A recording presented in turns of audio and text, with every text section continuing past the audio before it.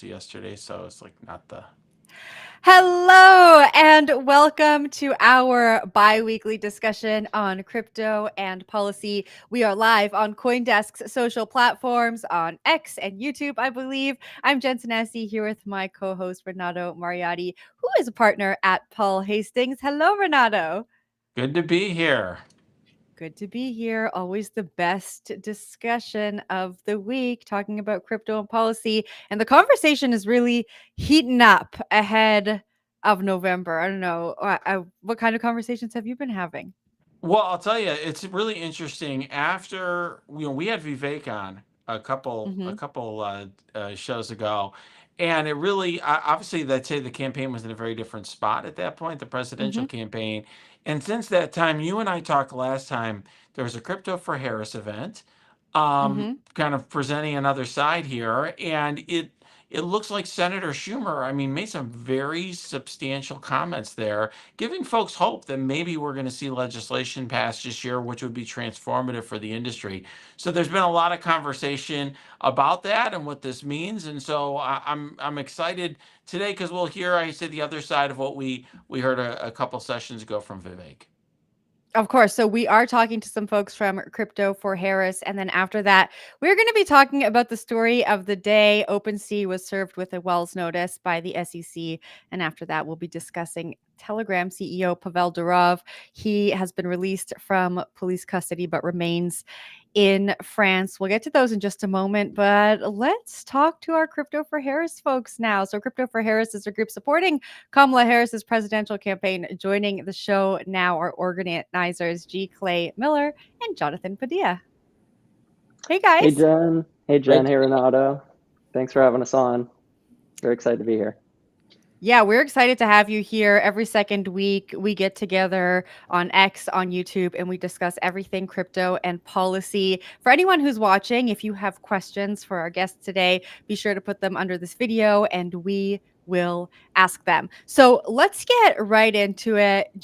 Jonathan, we've been talking a lot about politics here on this show. Like Renato mentioned, we had Vivek Ramaswamy on the show a few weeks back. He really echoed the same sentiment a lot of people in this industry are echoing, a support for the Trump campaign because Trump has come out and vocalized some of his thoughts, some of his policy around crypto, whereas we haven't really heard anything from Harris. Why don't we level set their Crypto for Harris?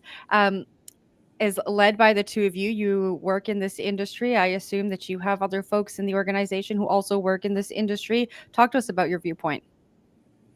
Well, I would say this. I think at the end of the day, the Crypto for Harris group is really kind of doing this from a perspective of a potential Harris administration. We can be very honest. The Biden administration has been a disappointment. I say this as somebody who's worked for then Vice President Biden. I think we have a set of policymakers that are out of touch with crypto, and the wrong people are being heard at the White House, and that's just reality. Like, let's admit that up front. That being said, we have to realize the vice president is not setting policy. This is a position that is reflective and designed to support the president. So a Harris administration has a ton of actors that I think would be very supportive of crypto. And we have to keep in mind that Vice President Harris at one point represented California, was very in touch with Silicon Valley, and understands innovation as being the lifeblood of our state's economy. So I do think that we have to separate the faux pas from Biden with what a potential Harris administration would do. And I think that's really where we want to start off. And I'll just say really quickly, lastly, on this point, we did try to engage with the Biden campaign 2-3 months ago, and it didn't go anywhere. So the fact that we're having this progress under a Harris campaign is a big start. Yeah, and Well, broadly, this is an opportunity, right, to reset the narrative, which is what all of our attention is going toward right now. We haven't seen that yet, but we have to remember that the vice president is only 4 or 5 weeks into this campaign, has yet to even take a television interview or release any specific policy other than broader economic policy. And to expect a statement or an in-depth analysis of how she plans to take action yet, I think is premature. But this is the opportunity that our group presents, is a channel to the campaign and an opportunity to communicate on behalf of industry, on behalf of Democrats, what we think the best path forward is. Well, I take your point that the vice president is not the president. I think rather famously, the founders of our country gave the vice president no authority other than breaking ties in the Senate. I think it was a role, a ceremonial role for the most part, with that one exception, or just your job's to wait around for the president to pass away, I suppose. But we have not heard anything, as you point out. I understand the Harris is just getting up to speed, but we haven't heard anything from her regarding crypto. We don't know what her policies are. We mentioned, Jen and I, a moment ago, or I brought up this event that you had where you had other people speaking, which were notable. Senator Schumer, I think, said comments that were widely supported in the space, but we haven't heard anything from Harris. So if there are people, we're already seeing people in the chat who are skeptical. If there are people in the crypto space, right, that are skeptical of Harris's intentions and what she's going to do, how do you respond to them? Because she hasn't come out and said anything or showed up at events or really taken any position regarding crypto. Yeah, I would say that I'm actually more skeptical about what Trump is actually going to do if given the opportunity to be in the White House again. And instead of looking at words, I think we can look at actions. Trump, when he was president, did not take any positive action toward the crypto industry. He is the only one of the two candidates that has called crypto a scam. And a lot of what he says since kind of turning the page are vague platitudes and factually incorrect, or policy proposals that he doesn't have the authority or power to actually implement. So I'm more skeptical of how serious he is and what the actual interest in supporting the industry other than fundraising dollars into his campaign are. So that's what I would say. Renato, just to quickly add to that, I mean, we're not looking to change the whims of one person. We're looking to basically have a complete realignment and a reset with a potential administration top down. And I think we're doing that. I mean, one of the things we'll talk about, and we're happy to kind of say, is like, we're now structuring a meeting between top executives and key decision makers with the Harris campaign. We hope to have that finalized at some point in the next 2-3 weeks, sooner hopefully than later. But this is a thoughtful campaign that really wants to take a long-term perspective on this. And I think you have the right people in the room to do this in a way that, to G's points earlier, a potential Trump administration, he's already been president and has shown that he did not care about the space. That's something that Harris, as VP, has not had the chance to really do. Let's talk about something that's very topical right now. It's something Renato and I are going to talk about later in the show. It's the Swells notice that's been served to OpenSea from the SEC. How do the two of you think about drumming up support from the industry for someone like Harris when the SEC, under a Democratic government right now, is still going after crypto companies? There is still regulation by enforcement. It seems like the two messages really contradict each other, and I can almost empathize with people who are trying to kind of figure out what's going on between these two different perspectives or polarizing messages. Like, listen, the Democratic Party is a big tent. It's the same with the Republican Party. You have a lot of factions within these organizations. Gary Gensler is bad for innovation. Gary Gensler is bad for crypto. I'm happy to say that on the record. And it goes to show that a potential Harris administration, I think, would be very, very, very different from what we see right now with the Biden administration. I know it's kind of beating a dead horse, but it's the honest truth, which is we're in a spot where Kamala Harris is not Joe Biden. And the type of thinkers, the type of kitchen cabinet folks, think about Tony West, was very active at PepsiCo and Uber. You have some really, really bright minds who understand how important innovation is. And I'll be the first one to say that Chairman Gensler does not understand crypto, and his policies are hurting the space. And I don't think anyone from the Crypto for Harris team is trying to defend Gary Gensler or trying to defend Biden. Even on our town hall, I think we were very transparent that we've all been very discouraged with how things have played out from the Democratic side over the last couple of years. And this is what we believe is a window of opportunity to change the narrative and to then educate, right? Educate down ballot candidates, educate citizens on the topic, and then be able to lift that upwards towards an eventual potential Harris administration. And we have to remember that the SEC is an independent agency, right? Trump loves to say that on day one, he would fire Gary Gensler. It sounds like he still thinks he's on The Apprentice, without getting into the wonky weeds of, administrative law, that is not something he can do on day one, right? So I think it's about level setting expectations here, although we all do agree in our camp that Gary Gensler has been bad and continues to be bad for the industry.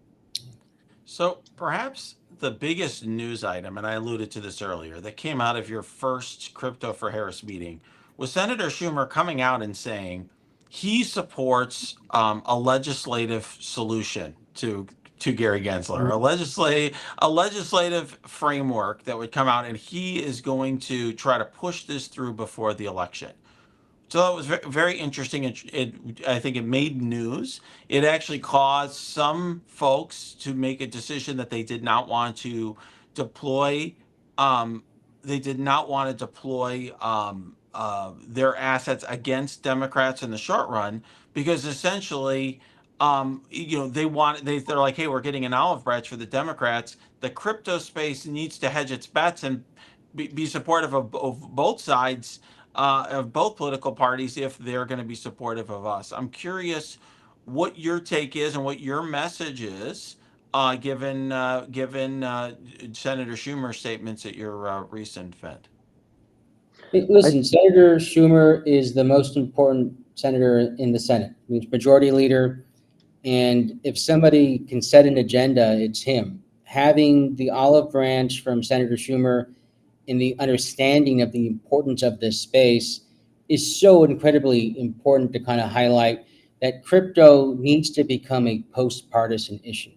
And what I think Crypto for Harris is working on, what we all hope for the space, is that we don't have the tribalism of Democrat, Republican in the sector. We have this as American policy and policy makers working to make the U.S.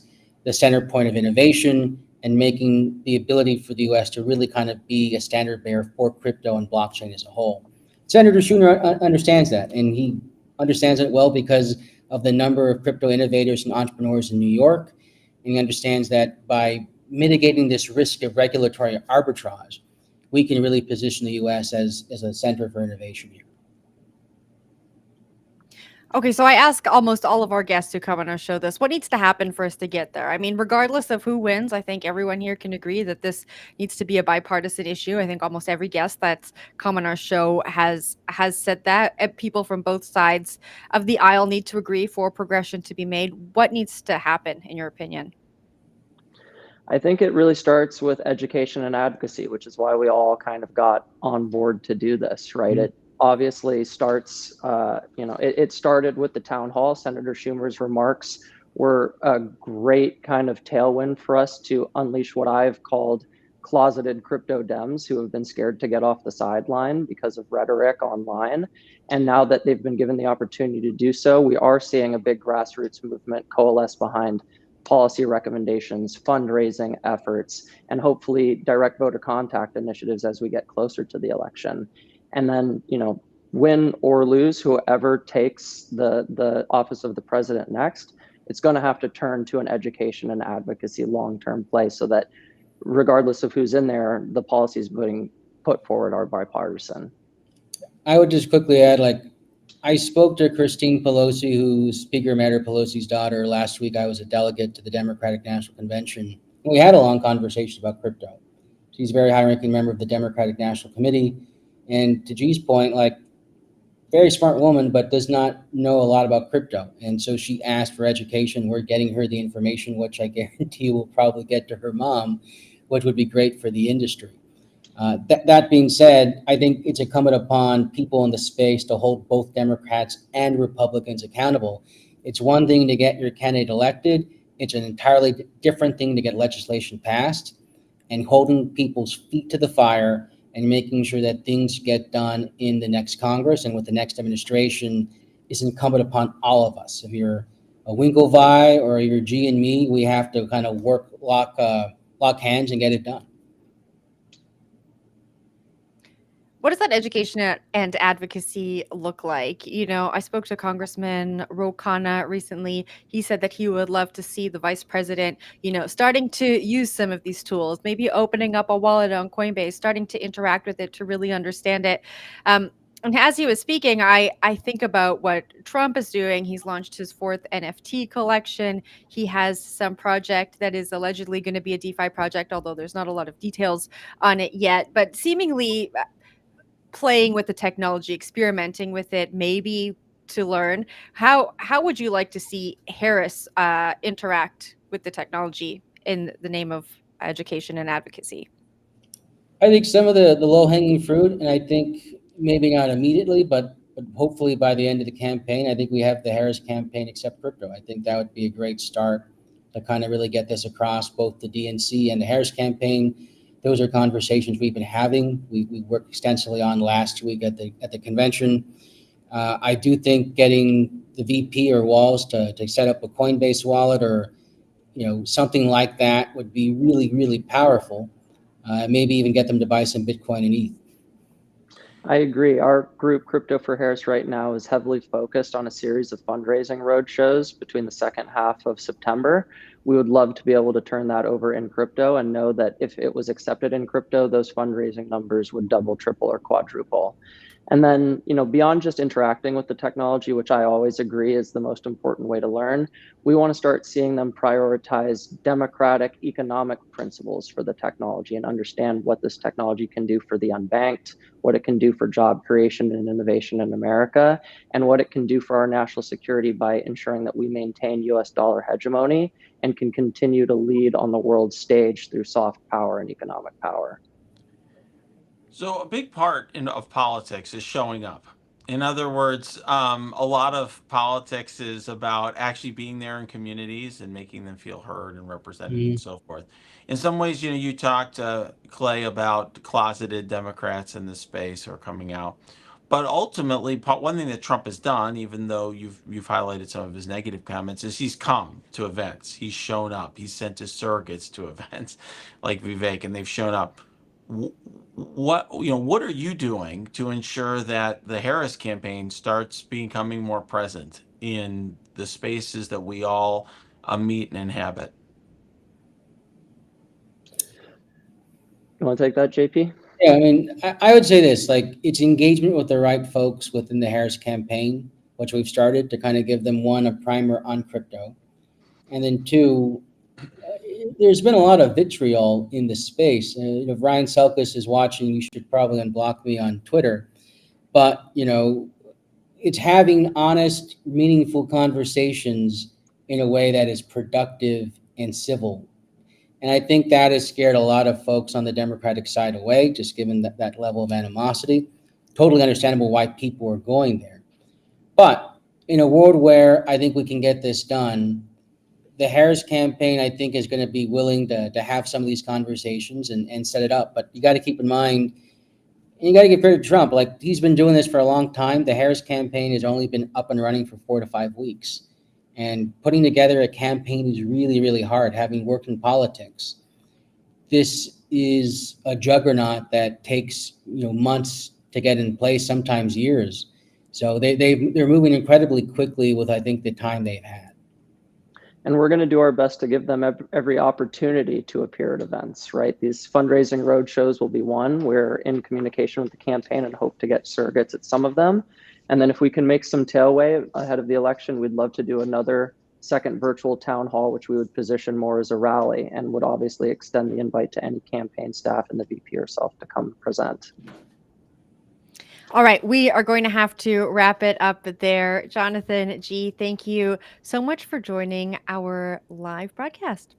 Jen, Renato, thank you so much for having us. We really appreciate it. Absolute pleasure. Thanks again. Thank you. All right, those were the organizers, well, 2 of the organizers for Crypto for Harris. All right, Renato, we are going to talk about the story that is taking over everyone's Twitter feed, another Wells notice for another crypto company. This time it was OpenSea that received a Wells notice from the SEC claiming that some NFTs that are traded on the platform could be considered securities. Now, every time we have one of these stories, I ask you this question, but every time it is relevant. Tell us what a Wells notice is and what it means, because it doesn't actually mean that the SEC is going to sue OpenSea yet, right? Right. What it means is essentially they're starting the process of of essentially deciding to do so. They're basically it's suggesting that at this point they do intend to sue, but you have an opportunity to change their mind. I do represent clients who are under investigation by the SEC. I have done so for many years. I receive Wells notices. I have at times convinced the SEC not to bring charges against What's my the clients. secret, Renato? Well, it depends on the situation, but you have to convince the SEC that they have a very difficult road ahead and that they don't understand the facts of the case or the challenges that they're going to have. I mean, I thinking of one time in particular where I essentially convinced the SEC attorneys that I knew the case better than they do, and it was going to be a very, very difficult trial for them if they wanted to push forward. But that's sort of what it takes. And the problem is, and I really think what we're seeing here, Jen, is, first of all, one thing's for sure. Gary Gensler's doubling down on his approach. And it's interesting because he's under a lot of criticism. You might think now the Harris campaign is trying to win votes. I think this goes to show that the Harris campaign really isn't controlling what Gary Gensler's doing, because I don't think this is helpful for her at all in this space. Yeah, we just spoke about that a little bit, but talk to me about the likelihood of the SEC suing OpenSea and the OpenSea fighting and winning something like this. I know you and I have spoken a little bit about NFTs as securities previously. The SEC has sued Impact Theory and Stoner Cats. I think that was last year, two NFT projects that they said were securities, and both those projects shut down. OpenSea is a little bit different. It's a platform, right? So talk to me about the intricacies here. Yeah, this is a very interesting move by the SEC. It's pretty aggressive. And that's why I said I don't think there's going to be a lot of hope of changing their mind here.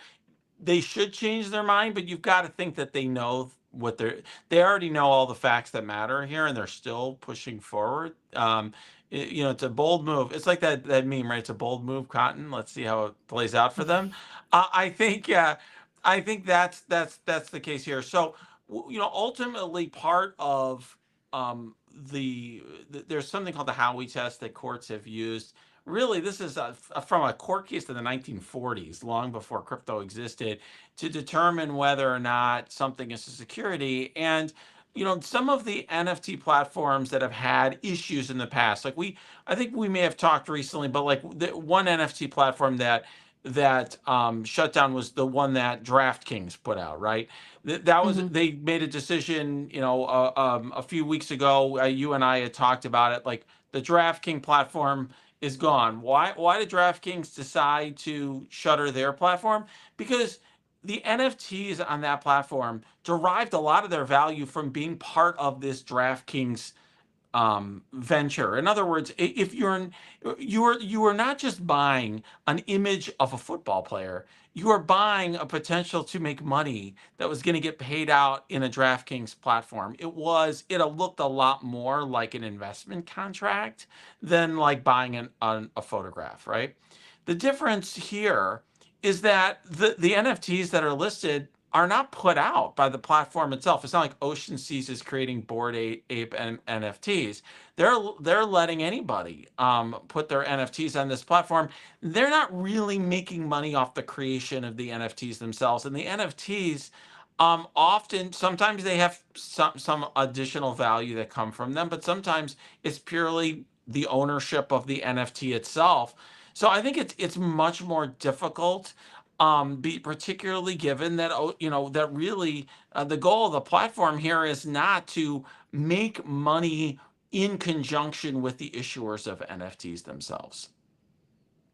So what does this mean for other NFT marketplaces? How should folks who hold NFTs and operate on NFT marketplaces be looking at this? And how should the builders, the developers who are maybe working at other NFT marketplaces be looking at this? Do you think we're going to see more Wells notices come down from the SEC?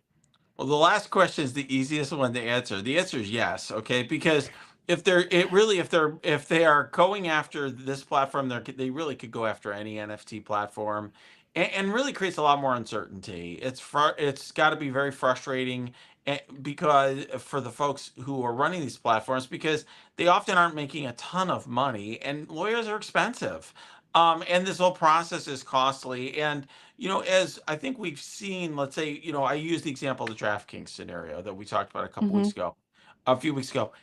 If that shuts down, all those NFTs are suddenly basically worthless, right? Here, it's not quite the same way, but I think if you're purchasing NFTs, you have to take into account the fact that you're not sure exactly where you're going to be able to sell or trade those NFTs in the future. And that is, I'd say, a concern to anyone purchasing it. There's a risk in that platform and with that type of instrument that there isn't with, let's say, buying a more traditional Yeah. piece of art, or if you want to look at it differently, buying a typical thing like a stock or a bond or future. Okay, I'm going to take us on a little journey here. Stick with me because I have a question. So, I think on the last episode or a few episodes back, we spoke about two artists who were challenging the SEC. They are taking the SEC to court to get their project deemed not a security so that they can continue and not live in fear of being sued by the SEC. Let's say they win that case. Does that then affect the SEC suing NFT platforms or NFT projects? Like, could that win be a bigger win for others in the industry, or is that very specific to them? That's a really smart question. And this is actually going to help our viewers, listeners understand sort of how this works, like regulation by enforcement. It's a practical matter. If they win, and let's say they go first, the judge decides the case there and decides they are not a security, and they win, that will help here in this case. Why? Because the judge in this case is going to look at that prior decision and say, well, I'm not controlled by what that judge decided, but that what that judge said is really interesting and makes a lot of sense, and I'm going to be persuaded by it. Essentially, it's called persuasive authority.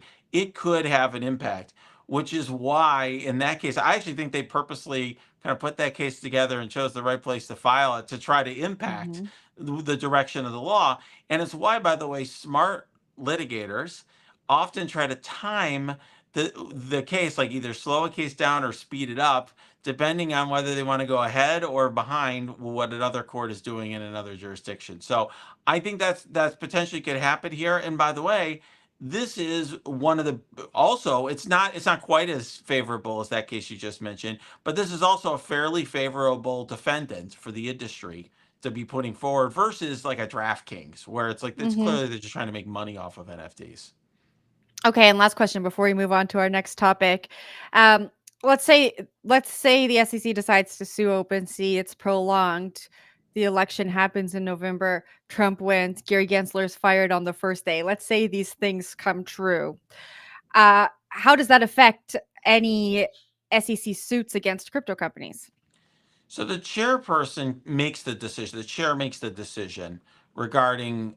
They really run the enforcement arm, so they can make a decision to drop a lawsuit if they want to.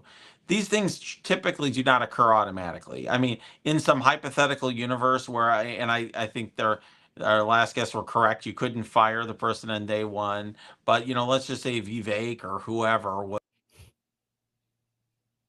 Oh, I think that we lost Renato. All right, I'm going to give him a few seconds to try and get Uh, back here. Here you go. You left me. I You don't left me know. Yeah, what can I solo. say? Well, Gary Gensler got me, but Yeah. no. But in any event, in some hypothetical scenario where Gary was replaced by somebody who was, let's say, super anti enforcement in the crypto space, they could direct the staff to get rid of the case and to dismiss the case out. That doesn't automatically happen, and in a lot of type administrations, I might say like, there might be some careful Mhm. consideration or a negotiation or something along those lines, but.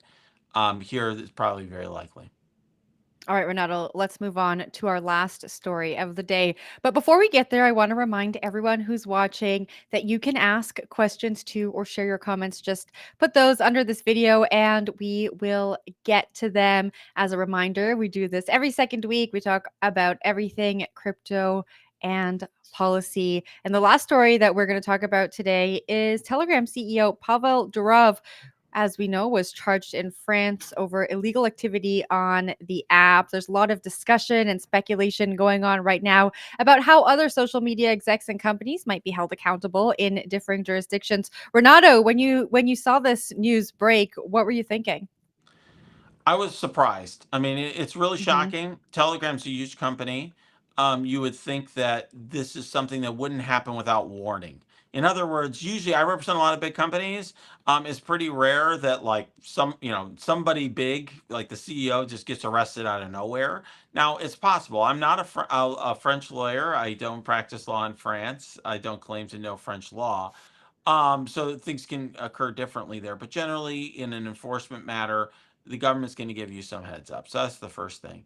The other thing I think that's really interesting here, Jen, is in the United States, we have taken a very pro content, pro speech perspective in the United States, where if you have a platform, people can talk. People talk, I'm sure a lot of our viewers may be familiar with Section 230 but of the Communications Decency Act. But the bottom line is if you take down offensive conduct or illegal conduct that's occurring on your platform, you're not held responsible for it. Just to very overly simplify the issue, that is not necessarily the case around the world. But it's also potentially not the case that Telegram has the same level of diligence and vigilance when it comes to taking down problematic conduct that other platforms, right, like a Facebook or X or other platforms might have. I asked you this on another story. I'm going to ask it again. Do you think we're going to see uh, more social media companies, more execs from social media companies uh, get arrested in jurisdictions who maybe have different views on some of these things? I don't on this one, so I get different answer on Hmm. this one. I mean, I think here this is a bit of an outlier, and one thing we're going to find out is either French authorities have evidence that Telegram is really has actual knowledge of very highly problematic activity occurring using their platform that they have Hmm. refused to take action regarding. Which I don't think is going to be the case for a lot of social media companies, for example, and communication platforms, but that's possible. Or we're going to find out that the French government has a very highly aggressive stance that other countries don't, and that means that savvy social media companies are going to take note of that and quickly try to get into line. In other words, Mark Zuckerberg doesn't want to end up arrested in France, so he's going to make sure he's got a lot of lawyers around. He's got an army of lawyers. A lot of big companies do. They're going to just make sure they do what they need to do to ensure that they don't end up in the same situation. Now, I want to bring the question over to decentralized social media, right? Now, this is a conversation around content moderation. That is something that decentralized social media sets out to solve, right? Do you think that this could set some kind of precedent now for authorities to look at how content is moderated on decentralized systems and kind of start poking holes? Might we see authorities not put a magnifying glass to Web 2 social medias, but the Web 3 ones that are starting to come up now? Well, whenever you have a platform where it's hard to control, right? It's hard for a governmental entity they can't just imprison Mark Zuckerberg or take an action against one company and suddenly have a major impact. I think it's something that often is going to inspire legislation rather than enforcement matters, because the way to deal with it is basically say this can't be available in our country, the service can't be available, or something along those lines unless it does XYZ. Of course, it's hard for governments to control that. And it's hard, and the reality is they may not be able to do it. So I think that's part of the allure of that type of technology, is that it is more difficult to regulate. That is seen by proponents of that of it as a feature, and not a bug. What I'll say about Telegram, it's not in that category, right? As we've just learned, the CEO can be imprisoned, and yet it's a technology that really sells itself on being anonymous and not having your communications not be turned over to authorities or not be available in the future, right? These are kind of like ephemeral messaging apps, things along those lines. And that business model is going to draw attention from law enforcement. All right, we are going to have to wrap it up there. Another great show in the books. Renato, thank you again for being the best co-host a gal could ask for. Oh, God. Thank you, Jen. This is a great conversation. I feel like it draws a real contrast to some of the shows we've had in the last couple months. Yeah, I really enjoyed it too. I think we are only getting better. I'm going to do something different. I'm going to put you on the spot. You get the last word, all right? You take us Whoa. home. Get us out of here. All right. Well, thanks everybody. Come back again in a couple weeks and let us know. Reach out on socials and let us know. Tag us, tag CoinDesk. Let us know what you want to see on the show in the future, because we are still developing this and we want it to be servicing you and answering the questions that you all have. Thank you so much, everyone, for watching. Thank you for engaging.